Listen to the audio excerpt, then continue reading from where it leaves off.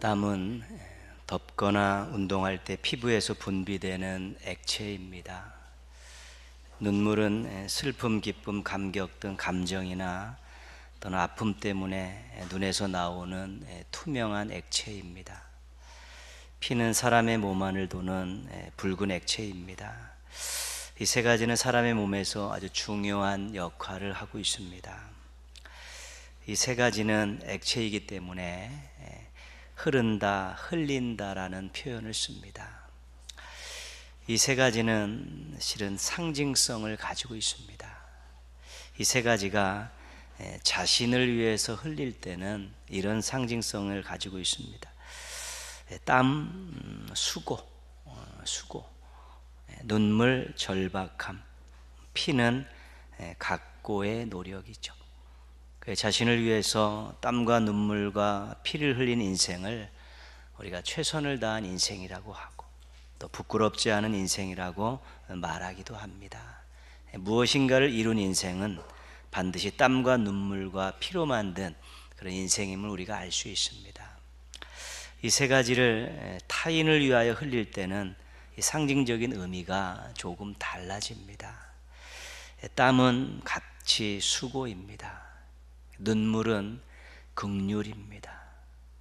그리고 피는 희생입니다. 타인을 위해 땀과 눈물과 피를 흘린 인생은 아름다운 인생이라고 할 수 있습니다. 그리고 영향력 있는 인생이라고 말할 수 있습니다. 땀과 눈물과 피를 때로는 자신을 위해서 흘리면서 자신의 인생을 부끄럽지 않은 인생으로 만들어가는 것이고요, 때로는 타인을 위해서 흘리면서 아름답고 영향력 있는 인생으로 만들어가는 것입니다. 오늘은 우리 종료주일입니다. 그리고 내일부터 한 주간 고난주간으로 보내고, 그 다음 주일을 우리가 부활주일로 그렇게 맞이하게 됩니다. 예수님과 관계돼서, 우리와 구원과 관계돼서 아주 중요한 절기를 보내게 됩니다. 예수님께서 나귀 새끼를 타시고 예루살렘에 입성하실 때 주변에 모여있던 많은 사람들이 외쳤던 말씀이 있습니다. 호산나 다윗의 자손이여 찬송하리로다, 주의 이름으로 오시는 이여. 예수님이 다윗의 자손, 주님의 이름으로 오시는 분이라는 외침입니다. 좀 더 풀어 말씀드리면 자신들을 구원하실 메시아이고 왕이시라는 고백이고 외침입니다. 하나님의 아들로서 이 땅에 오신 예수님, 사람들로부터 메시아로 왕으로 추앙받으셨던 예수님, 지금은 하나님 보좌 우편에 앉아 계신 예수님, 최고의 존재이고 최고의 신분을 가졌던 이 예수님의 삶을 땀과 눈물과 피를 가지고 다시 한번 살펴보려고 합니다. 오늘 말씀에서 예수님의 세 가지 사역을 우리가 확인할 수 있습니다. 35절 말씀 보시면요, 우리 세 가지 동사가 나오죠. 가르치시며 전파하시며 고치시니라. 회당에서 가르치시며 천국 복음을 전파하시며 모든 병과 모든 약한 것을 고치시니라. 말씀을 가르치셨습니다. 복음을 전파하셨습니다. 질병을 고치셨습니다. 이것이 예수님의 세 가지 사역입니다. 공생에. 누가복음에 보면 예수님께서 30세쯤에 공생애를 시작하셨다고 그렇게 말씀하고 있습니다. 이전까지는 가정에서 생업에 종사하면서 살으셨습니다. 자세한 내용이 성경에 기록이 안 되어 있습니다. 일반적으로는 우리가 목수일을 하시면서 가정의 생계를 책임지셨다고 그렇게 말하고 있습니다. 한 가정의 생계를 책임지기 위해서 생업에 종사하는 그런 사람들은 자연히 땀을 많이 흘리게 되어 있습니다. 수고하게 되어 있죠. 예수님께서 백성들과 유대 지도자들과의 그런 말씀하시는 대화 내용을 통해 보면 율법에 대해서 해박한 지식을 가지고 있었고 탁월한 그런 해석을 하실 수 있었던 분입니다. 서기관과 바리새인들이 놀랄 정도이죠. 그렇다면 예수님께서는 이 30년 이 사생의 기간 동안에 율법을 공부하는 일에 엄청나게 심혈을 기우셨다는 것입니다. 율법학자들, 서기관, 바리새인들, 랍비 수준의 그러한 지식을 가지고 계셨고 그들보다도 탁월한 해석을 하실 수 있다는 것은 엄청나게 많은 양의 율법 훈련을 하셨다는 것을 우리가 알게 됩니다. 예수님께서 복음을 전하신다는 것은 당신 자신을 하나님의 아들로 소개하는 것입니다. 그래서 그 기간 동안에 본인이 하나님의 아들이라는 이 자의식에 대해서 많은 고민도 하고 기도도 하면서 치열하게 보내셨다는 것 우리가 얼마든지 짐작할 수 있고요. 병을 고치시고 귀신을 쫓아내는 능력을 하나님께 부여받았는데 공생애가 시작되기 전까지 그것들을 어떻게 사용하실 것이고 또 절제하는 그런 시간들을 보내셨을 것입니다. 예수님이 태어나시고 활동하실 당시에 이스라엘은 로마의 식민지였습니다. 그렇기 때문에 주권을 잃은 국가였었고 로마에 의해서 압제를 받고 백성들이 로마로부터 엄청나게 많은 또 세금을 징수받고 자유들을 제한받았습니다. 그 나라와 백성들을 바라보면서 그 젊은 날 많은 고민과 또 아픔과 또 생각들을 가지셨을 것입니다. 그렇기 때문에 예수님의 이 30년의 사생에도 그렇게 그냥 편한 세월로 보내지 않은 것입니다. 율법을 훈련하시고 공부하시고 또 생업에도 종사하시고요. 또 하나님의 아들이라는 자신의 자의식 또 능력을 행사하고 절제하고요. 또 그 젊은 날 나라를 바라보면서 백성들을 바라보면서 여러 가지 아픔들을 겪는 그런 시간들을 보내셨다는 것이죠. 그래서 예수님의 사생의 30년도 땀을 흘리시고 눈물을 흘리시고 피를 흘리시는 듯한 고뇌와 노력의 시간이 있다는 것을 우리가 얼마든지 짐작할 수 있는 것입니다. 예수님께서 공생애를 시작하기 전에 광야에서 시험을 받으셨습니다. 유대 광야라는 것은 엄청나게 열악한 장소이죠. 평평한 땅이 아니라 능선으로 계속해서 연결되어 있는 엠보신과 같이 그렇게 연결되어 있는 그런 곳입니다. 밤에는 엄청나게 춥습니다. 낮에는 30에서 50도에 이르는 그런 엄청난 더위고요. 날짐승들이 활보하는 곳이고 곤충들도 많은데 독을 가진 곤충들도 살고 있는 곳입니다. 물을 구하기가 어려운 곳이고요. 강도들이 숨어서 지나가는 사람들의 물품을 빼앗는 그런 곳이기도 합니다. 유대에서 40일을 금식하셨다는 것은 이것은 생명을 건 투쟁입니다. 우리가 그냥 성경에는 예수님 40일 금식하셨는데 마귀가 와서 이렇게 3번 유혹했더니 말씀으로 물리치셨더라 그런 내용만 나와 있어서 그 광야라는 곳에서 40일 밤낮을 지나는 것이 얼마나 어렵고 힘든 일이라는 것을 잘 느끼지 못하는데 정말 땀을 흘리실 만큼 흘려야 되는 곳이고요. 눈물을 쏟으실 만큼 쏟아야 되는 곳이고요. 죽음의 공포는 피를 마르게 하는 두려움을 안겨주는 것입니다. 사생의 마지막에 땀과 눈물과 피를 흘리는 듯한 아픔을 겪으셨고 공생애를 시작하기 전에 땀과 눈물을 엄청 쏟으셨고 또 피를 흘리는 듯한 두려움과 공포의 시간을 겪으셨던 것입니다. 그래서 예수님은 공생애를 시작하기 전에 이미 자신을 위해서 많은 준비를 하셨습니다. 그 준비를 하는 과정에서 육체적으로, 정신적으로, 영적으로 고뇌의 시간들이 있었고 수고의 시간들이 있었기 때문에 땀과 눈물과 피를 많이 흘리셨던 것입니다. 최선의 인생을 사시는 것이고 부끄럽지 않은 인생을 사생애 30년도 사셨습니다. 공생애를 당당하고 멋지게 살 수 있었던 중요한 이유 중에 한 가지는 이 사생애 기간 동안에 땀과 눈물과 피를 흘리는 그런 부끄럽지 않은 인생들, 최선의 인생을 사셨다는 것입니다. 최선의 인생을 살고 계십니까? 우리에게 생명 주시고 인생의 기간을 허락하신 하나님 앞에 부끄럽지 않은 인생을 살고 있습니까? 아니면 우리를 길러주신 부모님과 또 가족들에게, 자녀들에게 부끄럽지 않은 인생을 살고 있습니까? 땀과 눈물과 피를 자신을 준비하는 데 흘릴 때 우리가 최선의 인생과 부끄럽지 않은 인생을 살 수 있습니다.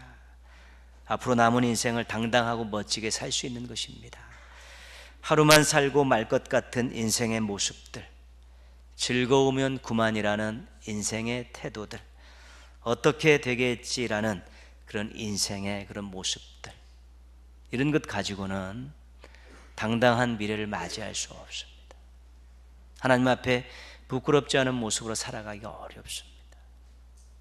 정말로 이런 인생들을 벗어버리고 자신을 준비하는데 조금 더 많은 땀과 눈물과 피를 흘릴 때 미래에 대해 당당하게 살 수 있고 하나님과 사람들 앞에 부끄럽지 않은 인생을 살 수 있는 것입니다.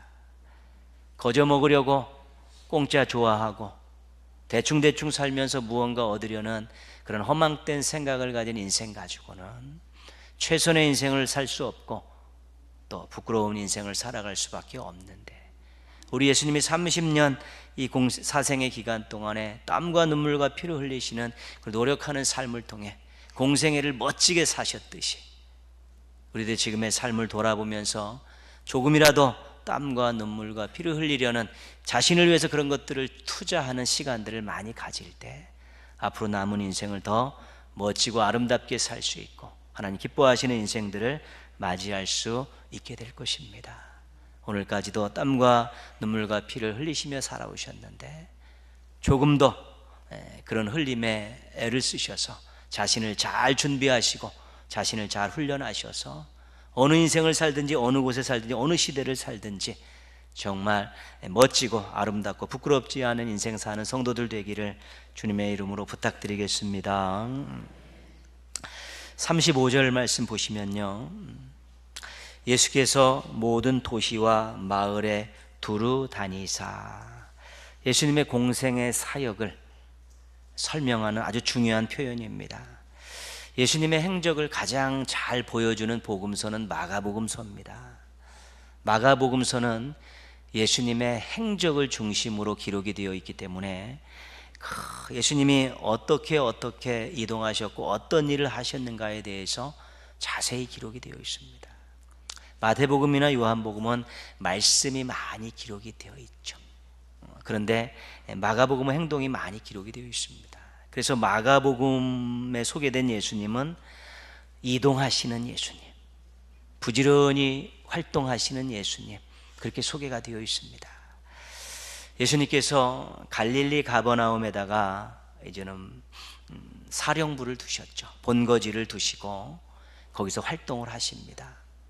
가버나움을 중심으로 주변에 있는 마을들을 계속 방문합니다. 갔다 오시고 때로는 마을에서 마을로 연결되면서 계속해서 모든 마을들을 돌아다니면서 가르치시고 복음을 전하시고 고치는 사역을 하셨습니다. 요단강 건너에 있는 마을도 가시고요, 북쪽 끝 헐몬산 밑에 있는 마을도 가시고 국경을 넘어서 이방 지역에 있는 마을도 방문하십니다. 집으로, 회당으로, 들녘으로, 산으로 장소를 불문하고 움직이시면서 이동하시면서 가르치시고 전파하시고 치유하십니다. 갈릴리 호수의 이동 상황도 마가복음에 자세히 소개가 되어 있습니다. 계속해서 배를 타고 건너갔다 건너오시고 건너갔다 건너오시는 것들을 계속해서 반복하고 있습니다. 배를 타고 가야 될 그런 지역들은 배를 타고 가시면서 또 그 사역을 감당하셨던 것입니다. 그런데 예수님께서 그렇게 엄청나게 많은 거리를 이동하셨지요. 그 거리를 우리가 요즘 키로로 환산하기 어렵습니다. 하여튼 3년 내내 걸어 다니시고 배 타고 다니시면서 이동하셨으니까요. 그런데 당시에 유대 땅의 그런 건기의 온도는 30도에서 50도를 웃도는 데입니다. 그런 데를 계속 걸어 다니시면서 가르치고 전파하시면서 그 치유하신 사역을 감당하셨던 것이지요. 예수님이 걸어가셨던 그 수많은 그 어려운 길들, 개발되지 않은 길들에 대해서 걸었던 그 거리도 우리가 대단하게 생각하지만 그 엄청난 더위에 그 길을 걸으시면서 흘렸던 예수님의 땀도 우리가 기억할 수 있어야 되는 것입니다. 얼마만의 양일까? 상상할 수 없는 양의 땀을 흘리신 것입니다. 36절 보시면요, 무리를 보시고 불쌍히 여기시니 이는 그들이 목자 없는 양과 같이 고생하며 기진함이라. 예수님을 찾아오는 백성들을 보는 마음이 무거우셨습니다. 왜냐하면 그들이 목자 없는 양 같았기 때문에 그렇습니다. 목자 없는 양은 죽은 인생입니다. 미래가 없는 인생입니다. 목자를 떨어진 양들은 대부분 낭떠러지에 떨어지거나 구덩이에 빠져서 헤어나오지 못하거나 아니면 짐승들의 밥이 돼서 죽는 것입니다. 목자는 양의 생명이죠. 근데 당대의 그 지도자들이 엉터리였다는 것입니다. 종교 지도자들은 로마의 눈치를 보며 자기 자리 지키려고 또 부를 축적하려고 엄청나게 노력했고요. 종교 지도자들은 성전을 중심으로 부를 축적하면서 명예를 지키고 권위를 지키려고 몸부림을 쳤기에 백성들의 삶에는, 그들의 미래에는, 그들의 생명에는, 그들의 구원에는 전혀 관심이 없었던 것입니다. 예수님께서 그들을 바라보면서 품으셨던 마음, 본문에서는 불쌍히 여기셨다 그랬는데 우리 긍휼입니다. 사랑하는 마음으로 안타깝게 여기는, 불쌍히 여기는 그런 마음이죠. 이 긍휼히 여기는 마음 격해지면 눈에서 눈물이 나고 마음에서 눈물을 흘리게 되어 있는 것입니다. 나사로의 죽음 앞에서 눈물을 흘리셨던 예수님, 멸망받을 예루살렘을 바라보며 눈물을 흘리셨던 예수님의 그 마음이 긍휼이었습니다. 불쌍히 견딜 수가 없는 것입니다. 눈과 마음에 눈물을 흘릴 수밖에 없었고요. 눈물이 나는 백성들이기에 잠시도 쉬기가 불편하셨기에 쪽잠을 주무시면서 그 사명을 계속해서 감당하셨던 것이지. 나라를 바라보면서, 예루살렘을 바라보며 백성들을 바라보면서 흘리셨던 예수님의 눈물의 양도 만만치 않은 것입니다. 예수님께서 이 세상에 오신 목적을 직접 말씀하셨죠.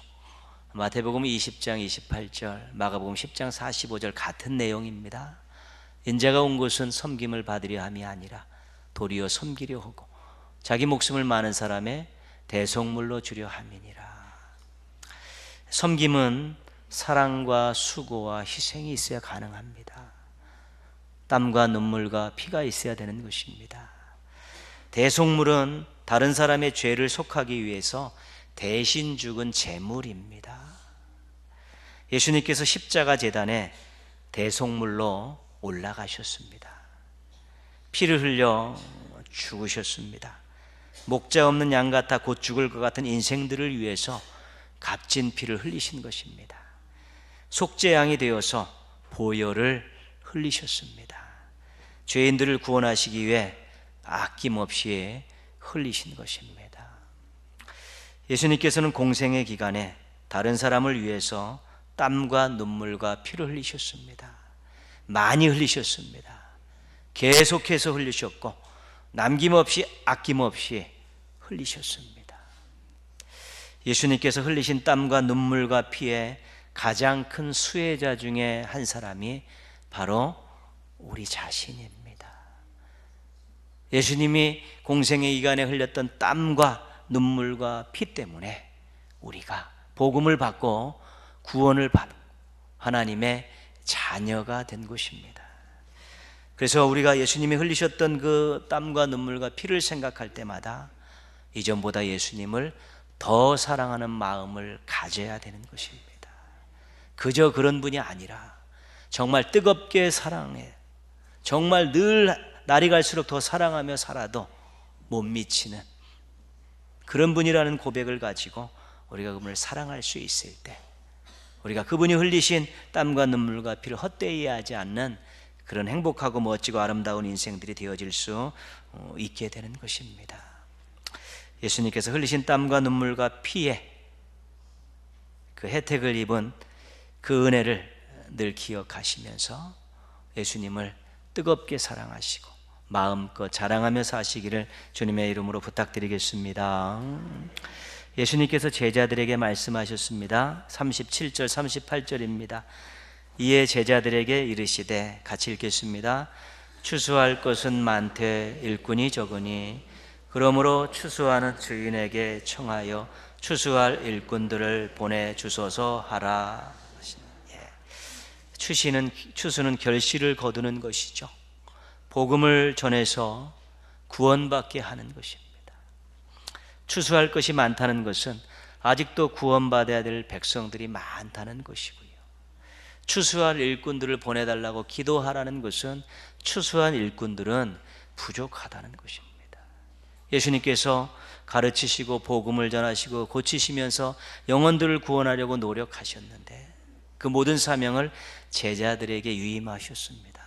그 제자들도 그 사명 받고 땀 흘리고 눈물 흘리고 피를 흘리면서 그들이 복음을 전하고 사람들을 구원하면서 이 땅에 많은 교회들을 세우고 하나님 나라 백성들을 만들어냈습니다.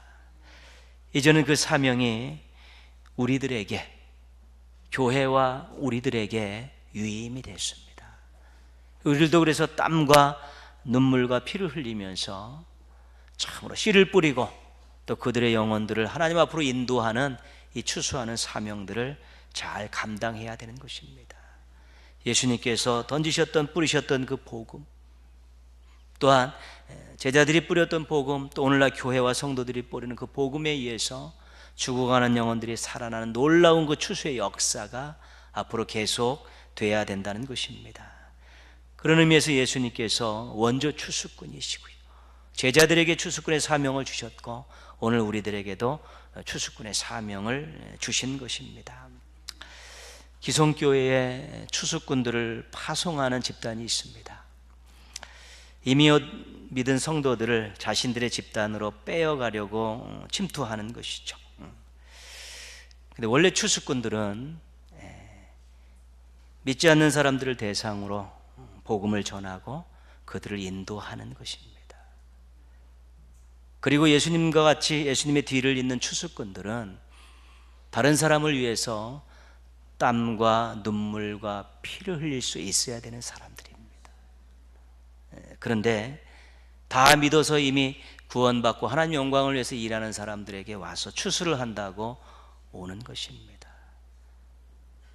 그리고 그 사람에게 땀과 눈물과 피를 흘리는 것이 아니라 거짓되게 접근해가지고 자신의 나중의 이익을 위해서 그를 뽑아가고 데려가는 것이지요.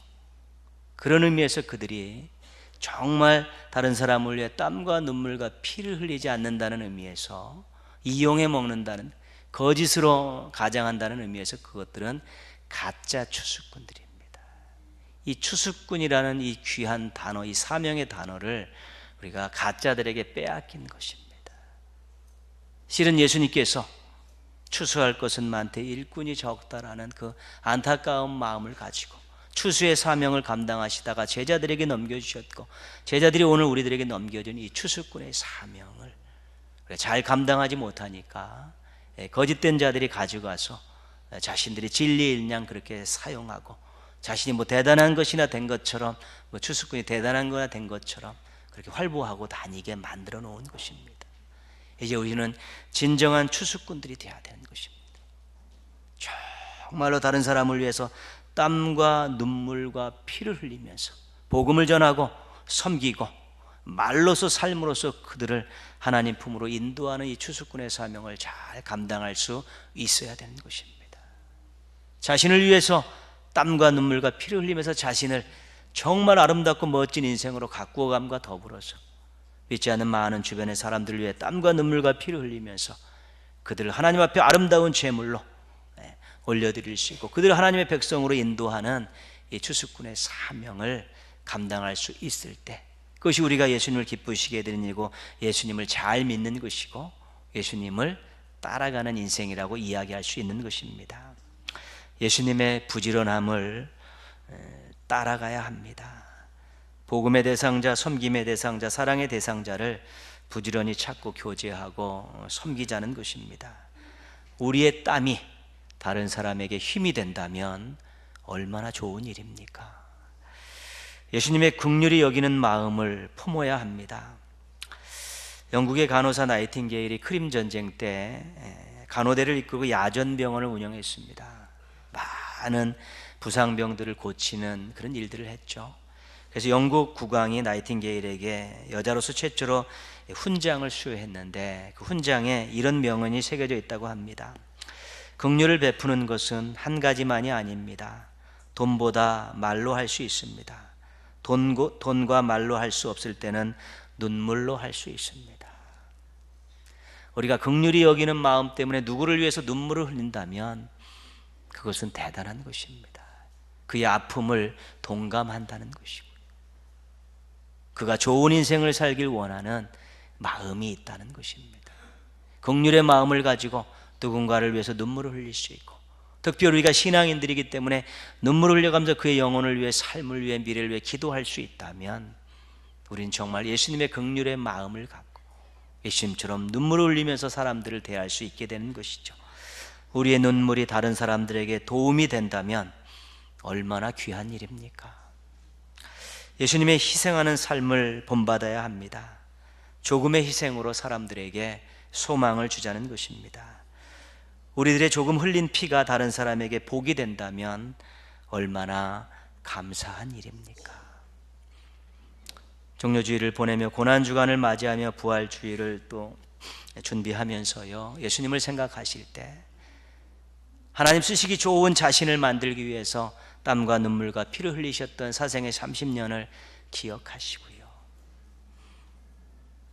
목자 없는 양 같은 죽어가는 영혼들을 구원하시기 위해서 땀과 눈물과 피를 아낌없이 남김없이 엄청나게 흘리셨던 예수님을 기억하시면서요, 나도 부끄럽지 않은 인생을 살기 위해서 나를 위해 땀과 눈물과 피를 흘리겠다라고 한번 다짐하시고요, 나도 이제는 조금 다른 사람들을 위해서 그들을 구원하고 그들을 행복하게 하기 위해서 땀과 눈물과 피를 흘리는 예수님의 모습을, 예수님의 삶을 닮아가야겠다고 한번 다짐하시고 또 그렇게 발을 내디실 수 있다면 우리 하나님의 돕는 은혜가 반드시 임하게 될 것입니다.